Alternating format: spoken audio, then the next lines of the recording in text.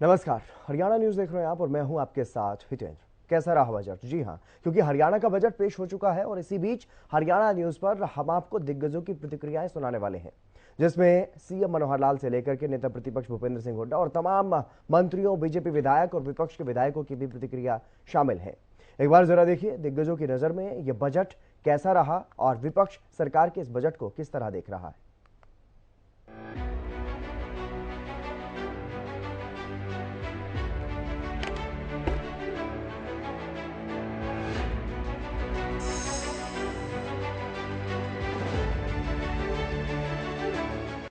देश के प्रधानमंत्री जी ने अमृतकाल के जो एक विजन रखा है, उस विजन के हिसाब से ही हमने भी अपना बजट बनाया है कि आज समाज को किन किन चीज़ों की आवश्यकता है, हमारा भावी जो चित्र है, हम अपने प्रदेश को, देश को कहाँ ले जाना चाहते हैं, तो उस नाते से शॉर्ट टर्म, लॉन्ग टर्म सब तरह की बातों को ध्यान में रख करके बजट किया है।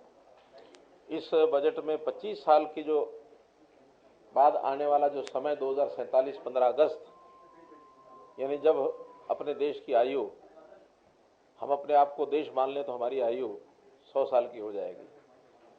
तो 100 साल देश की आज़ादी के बाद देश कैसा हो, इसकी नींव अभी से सभी प्रदेश और देश को रख रहा है। बजट देखा, मैंने कहा मुख्यमंत्री को, बड़े हैं सूर्य बनाने के लिए, पसीना आ गया एक दिया बनाने के लिए। मतलब बजट दिया जिसमें 37% जो है कर्जा ले लिया, जो बजट में कर्जा लेंगे, और 31% जो है कर्जे का भुगतान करेंगे। तो हरियाणा के विकास के लिए क्या बचा है? कुछ भी नहीं। तो किस तरह से देखा नहीं, कुछ भी देखा ना, हर साल यही होता है, हर साल यही होता है। हर साल ये कहते हैं हम हर जिले में मेडिकल कॉलेज बनाएंगे। कहाँ बन गए मेडिकल कॉलेज हैं? और इन्होंने जिस तरह कहा था कि ऐतिहासिक होगा बजट, आज बजट पेश किया गया है, किस तरह ऐतिहासिक है सर? देखिए, ये बजट जो है सभी आम लोगों के लिए बहुत हितकारी बजट है। चाहे वो इसके अंदर युवा है, महिला है, कर्मचारी है, व्यापारी है, इंडस्ट्रियलिस्ट है, हर क्षेत्र के लोगों के लिए ये हितकारी बजट है। और इस बजट के अंदर जिस प्रकार से इंफ्रास्ट्रक्चर को मजबूत करने के उपाय किए गए हैं, गाँव के लिए 400 करोड़ रुपए का प्रावधान किया गया है, मैं समझता हूँ कि इस बजट से आम आदमी को, हर नागरिक को फायदा होगा। किसानों के लिए भी बहुत कुछ है। हाँ, देखिए, किसानों के लिए और सबसे बड़ी ये है कि ये एक ट्रांसपेरेंसी को आगे बढ़ाने वाला बजट है, और ट्रांसपेरेंसी आएगी तो भ्रष्टाचार खत्म होगा। भ्रष्टाचार पर प्रहार करने के लिए आदरणीय मुख्यमंत्री जी ने जो डिजिटलाइजेशन, कंप्यूटराइजेशन और पोर्टल शुरू किया, उससे निश्चित तौर पर भ्रष्टाचार खत्म। आपसे बात हुई थी सूरजकुंड में, आप कह रहे थे कि अपने क्षेत्र के लिए भी बहुत कुछ मांगा है, वो क्या क्या मिला अपने क्षेत्र के लिए, आपके हल्के के लिए? देखिए, मेरे हल्के के लिए जो आवास योजना लेकर के आए हैं, वो हमारे जो झुग्गी झोपड़ी के लोग हैं, 200 जो रूम्स जो हैं, स्पोर्ट्स का जो हॉस्टल बन रहा है, 200 रूम्स का स्पोर्ट्स हॉस्टल के लिए दिए हैं। और उसके अलावा जो इंफ्रास्ट्रक्चर की दृष्टि से, चाहे वो हमारे रिहेबिलिटेशन सेंटर है, रिहैब सेंटर है ताऊ देवीलाल स्टेडियम के अंदर, जो स्पोर्ट्स इंजरी के लोग हैं उनके लिए वो बनने जा रहा है। और इससे पहले भी जो कई प्रोजेक्ट ऑलरेडी पाइपलाइन के अंदर है, मैं समझता हूँ कि बहुत कुछ दिया है। फिर भी विपक्ष के लिए निराशाजनक है? नहीं, विपक्ष तो हमेशा ही निराश रहता है। बिल्कुल, ये थे विधानसभा अध्यक्ष जिन्होंने कहा कि जो कुछ डिमांड इन्होंने किया था वो सब कुछ मिला, और निश्चित तौर पे बजट उम्मीद से ज्यादा बेहतर नजर आया। वीडियो जर्नलिस्ट मुकेश के साथ सुशील सिंह, हरियाणा न्यूज। हरियाणा अमृत काल का पहला बजट हरियाणा की जनता के लिए कितना अमृतमय रहा, इन बजट को लेकर चर्चा करने के लिए हमारे साथ हरियाणा के कैबिनेट मंत्री कंवरपाल गुर्जर जी हैं। कई महकमे हैं इनके पास। शुरुआत करते हैं सर, कई महकमे हैं, बजट को किस रूप में देख रहे हैं और किस महकमे को क्या कुछ मिला? देखिए, बजट से बहुत ही प्रगतिशील बजट है। निश्चित तौर से इससे जो हमारी विकास दर है वो बढ़ेगी, लोगों को रोजगार बढ़ेगा, लोगों के बिजनेस में और प्रगति आएगी। तो बहुत ही विकासशील बजट है, और ये कोई लोक लुभावना बजट नहीं है। जो उद्देश्य माननीय प्रधानमंत्री जी ने रखा कि हमने 2047 तक देश को एक विकसित राष्ट्र बनाना, तो उस दिशा में हम काम कर रहे हैं। उसी प्रकार से सेंटर का जो बजट है वो उसी प्रकार से, और हमारा बजट भी उसी प्रकार से है। और उसमें विशेष करके हमने जो गरीब व्यक्ति है, अंत्योदय है, उसके लिए विशेष ध्यान रखा गया है। अगर आप ध्यान से देखो तो सबसे बड़ा टारगेट एक रखा गया कि भाई 2 लाख परिवार ऐसे जिनकी आमदनी 1 लाख से कम है, उनको 1 लाख से आगे बढ़ा के उनको 180 से आगे निकालना। तो उसके लिए हमने सारी व्यवस्था रखी है कि कर्ज भी हम देंगे, उसकी गारंटी भी हम देंगे, ब्याज भी हम देंगे, आप पैसा ले दो और कोई काम शुरू करो, उसको बाहर निकलो। इसी प्रकार से जो सफाई कर्मचारी है उसके लिए विशेष कर ध्यान रखा गया, उसको अच्छा बीमा करके दिया। इसी प्रकार से जो एजुसेट चौकीदार था, जिसकी पहले पिछली सरकार में केवल मात्र 1,000 रुपये तनख्वाह थी, हमने बढ़ाया कि उसको 7,000 किया था, लेकिन अब माननीय मुख्यमंत्री जी ने उसको मल्टीपर्पज वर्कर के तौर पर रख के अब कहा है कि उसको कौशल रोजगार के माध्यम से जोड़ेंगे और उसको 14,000 रुपये तनख्वाह उसकी होगी। ऐसे ही और भी अन्य जो विभाग है उनमें भी जिस प्रकार से सरकार ने इस प्रकार से ध्यान रखा। आपके महकमे शिक्षा विभाग, कई महकमे है, शिक्षा में बहुत कुछ मिला है आपको। देखिए, शिक्षा में जिस प्रकार से, हालांकि हमारा बजट बहुत बड़ा बजट है और लगभग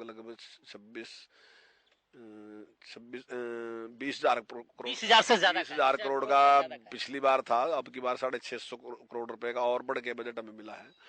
और जो एक टारगेट हमने रखा है, हालांकि हमने बड़े काम काफी कर लिए उसमें, जैसे टैब देना था वो पिछले बजट में हमने दे दिया, स्मार्ट क्लासरूम का बहुत बड़ा काम हमने कर लिया, लेकिन अभी भी और काम रहे हैं हमारे जो रुके हैं, अभी हमें करने हैं। लेकिन हमने एक योजना शुरू कर रखी है कि हर स्कूल में हमने 6 पॉइंट ऐसे निश्चित किए हैं कि भाई ये काम हमने करने हैं, 6 हर स्कूल में करने हैं। मान ली उसका रास्ता है वो हमने बनाना है, तो उसकी 4 दीवारी है वो हमने करनी है, चाहे उसका शौचालय है वो अच्छा बनाना है, जो पीने के पानी की व्यवस्था बहुत अच्छी करनी है, ड्यूल डेस्क सब में होना चाहिए, ब्यूटिफिकेशन सब में होना चाहिए, उस पर हम काम कर रहे हैं सारा का सारा। और उसमें हमें अभी 27 ब्लॉक में हम काम कर रहे हैं, तो आने वाले टाइम में वो सारे के सारे स्कूलों में उस प्रकार की व्यवस्था वो कर रहे हैं।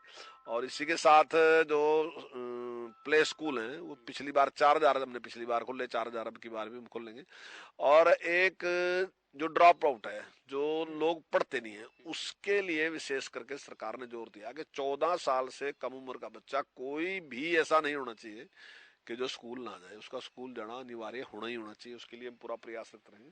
तो इसमें काफी अच्छा जो है वो शिक्षा में सरकार ने किया, और निश्चित तौर से प्रधानमंत्री श्री स्कूल की भी चर्चा आप कर लेते हैं। प्रधानमंत्री श्री स्कूल केंद्र की तरफ से एक योजना है, और वो हर ब्लॉक में 2 है, और 286 स्कूल जो है हम उसमें बनाएंगे, और उसमें सारी स्ट्रीम होंगी, उसमें साइंस भी, कॉमर्स भी, सब कुछ। संस्कृति मॉडल के अनुसार होगा या इसका नाम चेंज कर रहे हैं आप लोग? क्योंकि विपक्ष आरोप लगा रहा है कि उसी स्कूल को नाम चेंज करके प्रधानमंत्री श्री स्कूल कहा जा रहा है। नहीं, देखिए, संस्कृति मॉडल स्कूल जो है वो पहले शुरू किया, हालांकि हमारे से पूर्व की सरकार ने शुरू किया था, लेकिन उन्होंने एक जिले में एक स्कूल बनाया था, लेकिन हमने फिर उसको टारगेट करके हमने एक ब्लॉक में एक स्कूल कर दिया, और 116 स्कूल हमने खोले, 22 स्कूल उन्होंने खोल लेते हैं, अब 138 स्कूल हैं। और अभी ये नई योजना आई तो निश्चित तौर से सरकार इस पे सारा खर्चा जो है केंद्र देगा। कई स्कूलों में, सरकारी स्कूलों में, आप ड्रॉप आउट की बात कर रहे थे, कई स्कूल ऐसे हैं जहां बिल्डिंग ही नहीं है, कई स्कूल बंद करने पड़े, तो उसको लेकर क्या कुछ योजना इस बजट में कुछ मिला है? तो नहीं, ऐसे तो बहुत कम स्कूल हैं जहाँ बिल्डिंग की समस्या है, पुरानी बिल्डिंग होगी बहुत ऐसा है। अभी मैंने मंगाया था तो 180 स्कूल टोटल है सारे हरियाणा में, 14,500 स्कूलों में से सिर्फ 180 स्कूल ऐसे हैं जिनकी बिल्डिंग अच्छी नहीं है, तो उसका भी हमने टारगेट रखा है, और हम प्रयास करेंगे कि अगले आने वाले साल में वो बिल्डिंग भी हम ठीक से बना दें। आपके डिपार्टमेंट में ग्रेजुएशन के जो जितने छात्र थे, जो स्नातक हैं, उनको कोचिंग की व्यवस्था इस बजट में कुछ ऐसा प्रावधान किया गया है? देखिए, कोचिंग के लिए हमने कहा है कि जिन लोगों की आमदनी 1,80,000 से कम है, तो उनके लिए हम मतलब निःशुल्क करेंगे, और जिनकी आमदनी 1,80,000 से लेके 3 लाख तक की है, तो उनके लिए हम 50% उस पर देंगे, उनसे फीस लेंगे। चलिए, कुल मिला के एजुकेशन डिपार्टमेंट हो गया वो, और एक और डिपार्टमेंट है आपके पास, पर्यटन भी है, उसमें क्या कुछ मिला? पर्यटन में काफी अच्छा पैसा हमें माननीय मुख्यमंत्री जी ने दिया है, और पर्यटन में अब की बार 44.8% बजट हमारा बढ़ के मिला, पिछले के मुकाबले में लगा लो कि 45% ही बढ़ गया। और जिस प्रकार से हम सफारी पार्क बनाने लग रहे, नू में, डोसी की पहाड़ियों पे, लोहगढ़ में, सूरजकुंड में, काफी कुछ काम हम नया करने लग रहे, तो निश्चित तौर से उससे काफी बढ़ावा मिलेगा। फॉरेस्ट में भी की बार बजट हमें काफी बढ़ा के मिला, 19% बजट हमें पिछले के मुकाबले में ज्यादा बढ़ा, और उसमें हमारा पूरा प्रयास रहेगा।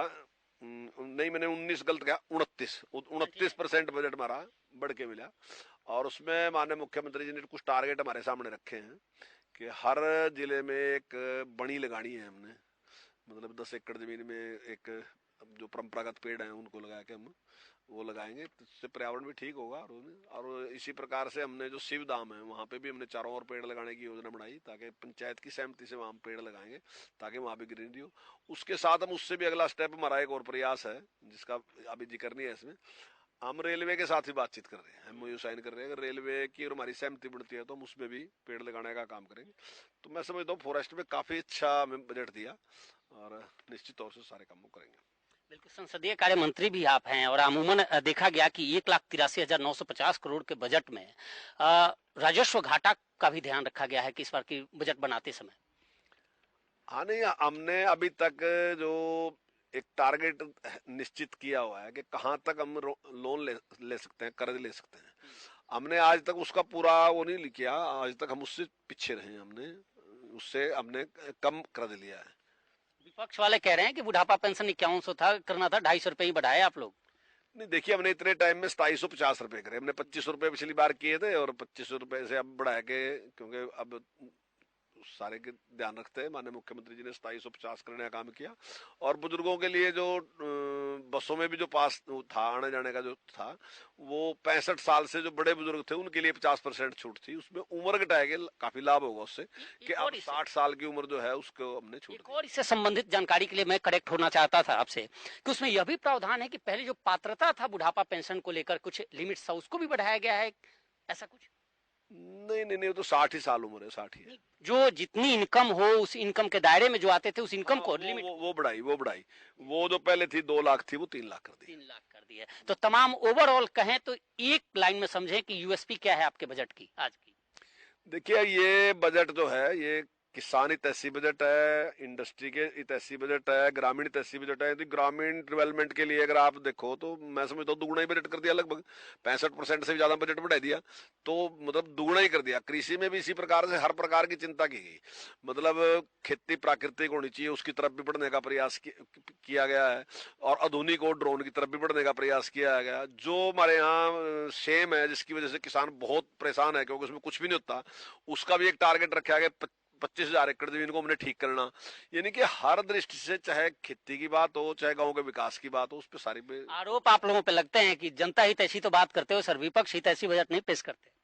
नहीं, विपक्ष भी जनता में शामिल है।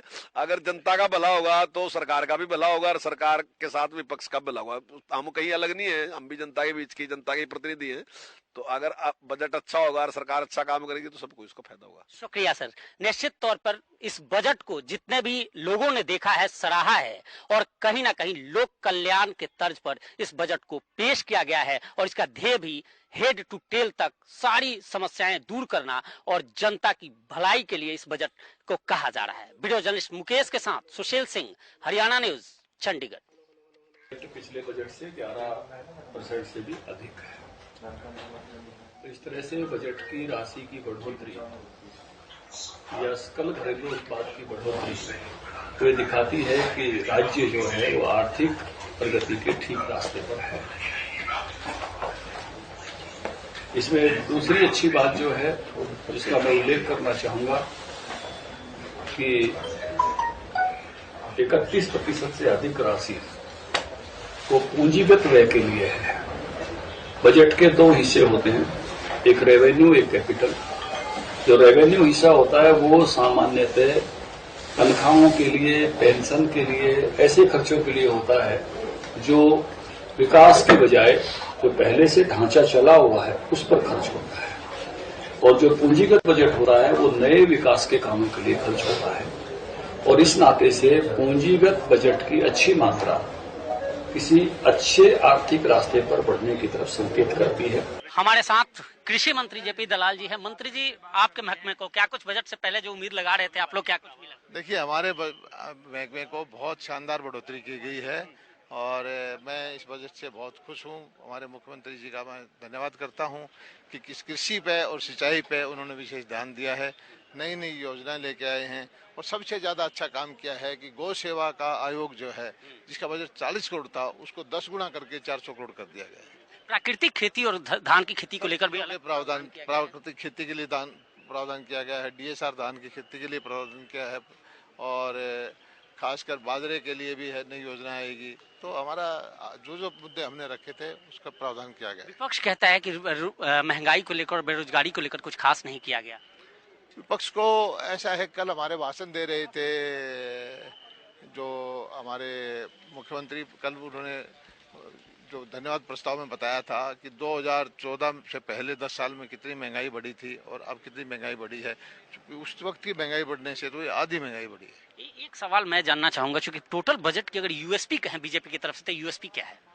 बजट की यूएसपी तो कल्याणकारी बजट है। इसमें सारी आम जन के जो गरीब कल्याण के लिए योजनाएं बहुत हैं, गरीब कल्याण के उत्थान के लिए बहुत सारी योजनाएं हैं। बिल्कुल, कृषि मंत्री हैं और साफ तौर पे कहना था कि जो उम्मीद थी हेड टू टेल तक का, वो इस बजट में समावेश किया गया है। वीडियो जर्नलिस्ट मुकेश के साथ सुशील सिंह, हरियाणा न्यूज, चंडीगढ़।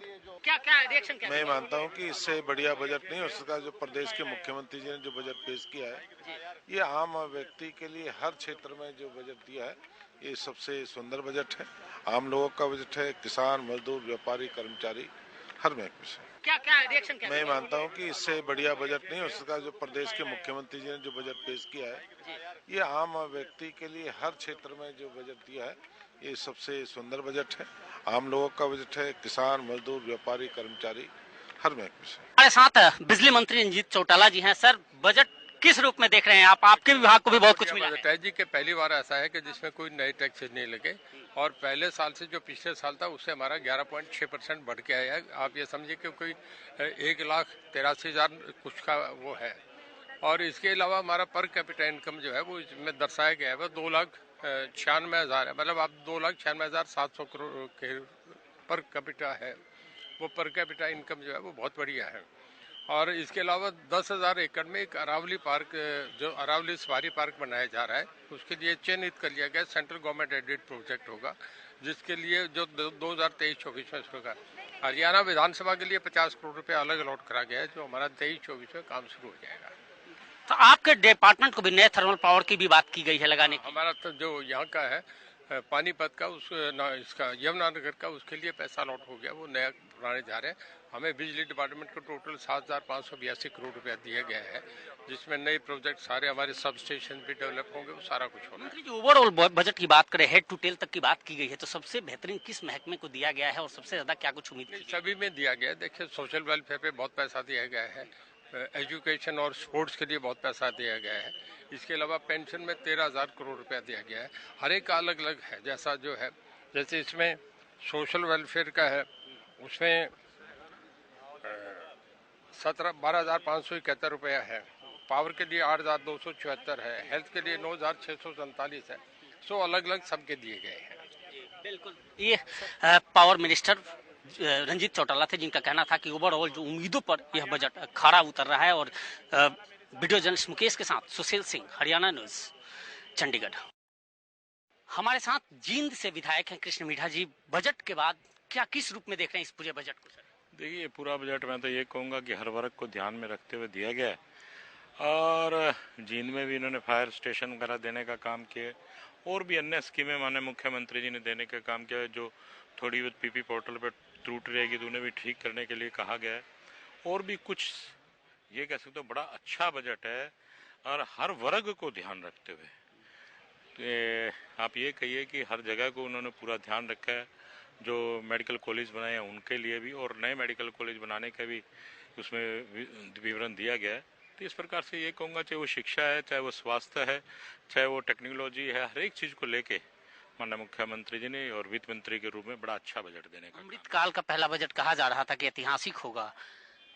देखिए, हम यही बिल्कुल सही बात है। अमृतकाल का ये पहला बजट है और बड़ा ऐतिहासिक बजट है। बहुत सी चीज़ों को एज इट इज छोड़ दिया गया और ये कहूँगा कि बजट को काफ़ी बढ़ाया गया जी। 11% की वैसे बढ़ोतरी हुई है। जब भी विपक्ष इस बात के लिए चिंतित था कि इतना पैसा कहाँ से आएगा, लेकिन माननीय मुख्यमंत्री जी ने वित्त मंत्री के रूप में ये कहने का काम किया कि पैसे की व्यवस्था करना हमारा काम है। और मैं ये कहूँगा इससे ज़्यादा और अच्छा बजट नहीं आ सकता था। बहुत बढ़िया बजट देने। विपक्ष कहता है कि स्कीम चेंज की गई है, बाकी वही पुरानी चीजें हैं। देखिए, विपक्ष का रोने का काम है और विपक्ष रो ही रहा है लगातार। आप ये कहिए कि आज लगभग 8-8.5 वर्ष विपक्ष को रोते हुए कोई और कहने के लिए बनता ही नहीं है। यही सब बातें विपक्ष के पास अगर ये नहीं कहेंगे तो लोग उनको सुनेंगे ही नहीं। ओवरऑल बजट बहुत अच्छा बजट पेश किया गया। बिल्कुल, देखिए भारतीय जनता पार्टी के तमाम विधायक और तमाम सदस्यों के चेहरे खिले हुए हैं इस बजट को देखकर और कहीं ना कहीं इस बजट को बेहतरीन बताया जा रहा है। Video journalist Mukesh, Chandigarh. हमारे साथ विधायक घनश्याम शरफ जी हैं। सर, बजट पर क्या कहेंगे? बजट को किस रूप में देख रहे हैं? मैं ये बजट जो प्रस्तुत हुआ है जी। एक तो सालों से ज्यादा विभागों को पैसे दिए और प्रदेश की तरक्की में जो काम हमारे मुख्यमंत्री कर रहे हैं उनके जैसा कोई भी आदमी नहीं है। आज वित्त मंत्री के रूप में थे, उन्होंने जो आयाम प्रस्तुत किए हैं वे सारे ये स्वागत योग्य हैं, क्योंकि प्रत्येक क्षेत्र में जाके इन्होंने व्यक्तिगत रूप से सारे कामों को देखना का प्रयास भी किया है और सारे काम वे ले लिए हैं जिनके लिए लोग बार बार इनसे अपनी शिकायत कर रहे थे। आपके हलके को क्या क्या मिला आपको और क्या उम्मीद थी, क्या कुछ मिला है? हमारे हलका को एक तो मिल गया जी हमारा सीवरेज का लाइन का, और कई चीजें हमारे को मिली है। मेडिकल कॉलेज मिली है, यूनिवर्सिटी मिली है और अन्य कई प्रकार की सुविधाएं, ड्रेनेज की सुविधा हुई है और भिवानी में गंदा पानी, बरसाती पानी अब नहीं रुकेगा।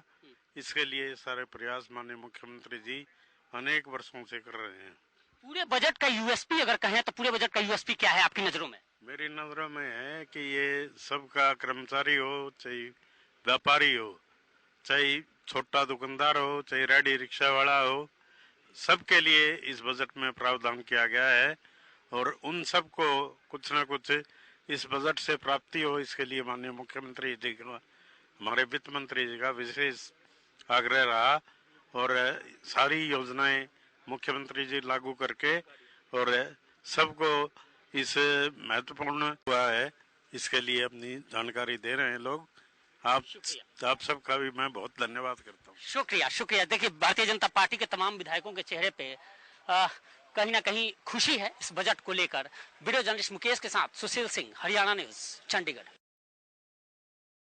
हमारे साथ बीजेपी विधायक सत्यप्रकाश जड़ावता हैं। जड़ावता जी, बजट को किस रूप में देख रहे हैं? देखिए, आपने खुद भी देखा होगा, सुना भी होगा, और जितने कॉन्फिडेंस के साथ प्रदेश के डेवलपमेंट की, और आप मुख्य तौर पे जो अगर हम कहें कि गरीब के कल्याण के लिए और गांव के कल्याण के लिए जिस तरह से माननीय मुख्यमंत्री ने बतौर वित्त मंत्री बजट पेश किया है कि ग्राम पंचायतों की राशि 70% बढ़ाई गई है, ये एक अपने आप में बड़ी गांव की तकदीर और तस्वीर बदलने का काम माननीय वित्त मंत्री जी ने, माननीय मुख्यमंत्री जी ने किया है। और पूरे हरियाणा के लिए जो बजट का थीम है कि जो एक समाज रह गया था, जो मतलब बीपीएल में भी नहीं है और बीपीएल मिडिल में भी नहीं है, 1,80,000 से ऊपर 3 लाख तक जिनकी आमदनी है उनको थोड़ा सा चार्जेस देकर उनको 50%, चाहे उनको चिराई योजना में है चाहे उनको कोचिंग की योजना में है, उतनी बेहतरीन स्कीम नहीं जो हरियाणा के युवाओं के लिए पद्मा योजना के अंदर दिया गया, स्टूल कास्ट के लिए, इंडस्ट्रियल प्लॉट के लिए 20% दिया गया। और ये कहने के साथ बुढ़ापा पेंशन में हर तरफ से, और इंफ्रास्ट्रक्चर के लिए भी अगर लिहाज से, चाहे तो ईएसआई की हॉस्पिटल डिस्पेंसरी हो, चाहे रोड हो, और अभी आरआरटीएस का ऑर्बिटल का भी क्लियर हो गया, तो माननीय मुख्यमंत्री जी ने बतौर वित्त मंत्री एक बेहतरीन रिजल्ट पेश किया है। पूरे हरियाणा का इसे में विशेष ध्यान रखा गया है, हर वर्ग का ध्यान रखा गया है, गरीब, गांव देहात, किसान, मजदूर, व्यापारी, कर्मचारी, सब के लिए ये बजट बहुत बेहतरीन बजट है। बिल्कुल, देखिए बीजेपी के तमाम जो विधायक हैं इस बजट को बेहतरीन और अच्छा बता रहे हैं। वीडियो जर्नलिस्ट मुकेश के साथ सुशील सिंह, हरियाणा न्यूज, चंडीगढ़। हरियाणा सरकार ने बजट पेश किया है, अमृतकाल का पहला, और बजट को लेकर पहला रिएक्शन हमारे साथ है। विधायक हैं, विधायक से बात करते हैं। राव साहब, क्या कुछ रिएक्शन रहा आपका? देखिए, जो साधारण तौर पे बजट जिस तरह का दिया जाता है वही बजट है, सिर्फ आंकड़ों का फर्क है उसके अंदर। बहुत सी बातों को कहा गया है, बहुत सी बातें जो पहले हो चुकी है उनको जिसके अंदर उल्लेख किया गया है, कुछ बातों के भविष्य के लिए कहा गया है, लेकिन मतलब कंक्रीट देखा जाए, ओवरऑल देखा जाए तो ऐसा कुछ भी प्रलोभन या प्रोत्साहन देने वाली चीज़ इसके अंदर नहीं है। आप अपने हल्के को लेकर सीएम ने सुझाव काफी मांगे थे, उन सुझावों को क्या इसमें समावेश किया गया? देखिए, उन सुझावों को समावेश से उसमें ऐसा कुछ नहीं किया गया जिससे हम ये कह सकते हैं हमारे सबसे ज़्यादा जो दुर्दशा है वो रोडों की है, और उन रोडों के अंदर लोकल रोडों को ठीक करने के बारे में अभी तक कोई प्रस्ताव इसके अंदर या इस बजट के अंदर कोई प्रावधान नहीं रखा गया कि स्पेशल इन रोडों को ठीक किया जाएगा जो बहुत ही दुर्दशा और दुर्गति के अंदर। एजुकेशन के लिए बजट बढ़ाया गया है, इस बार कई मदों में बजट को बढ़ाया गया है। बजट बढ़ाया गया है एजुकेशन में, इसकी ज़रूरत है क्योंकि जब तक शिक्षित नागरिक नहीं होगा तब तक प्रदेश तरक्की नहीं कर सकता। कितना नंबर देंगे इस बजट को? मैं तो यही दूंगा कि बराबर 0। बिल्कुल, ये रावदान सिंह हैं, विधायक हैं, और पहला रिएक्शन आपको इस बजट को लेकर। वीडियो जर्नलिस्ट मुकेश के साथ सुशील सिंह, हरियाणा न्यूज, चंडीगढ़। तो आपने सुना दिग्गजों की नजर में